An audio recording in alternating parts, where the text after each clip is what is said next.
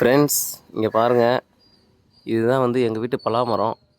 இந்த மரத்தை எங்கள் அப்பா வச்சு எப்படி பார்த்தாலும் ஒரு 7-8 வருஷம் இருக்கும். ரொம்ப வருஷமாக பார்த்தீங்கன்னாக்கா இதில் ஒரு பிஞ்சு கூட விடல.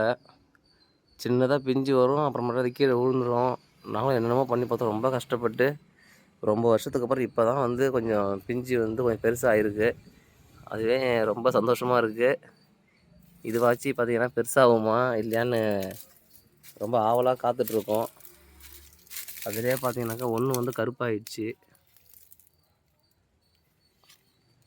பார்ப்போம். இது பெருசாச்சுன்னா கண்டிப்பாக வீடியோவாக போடுறேன்.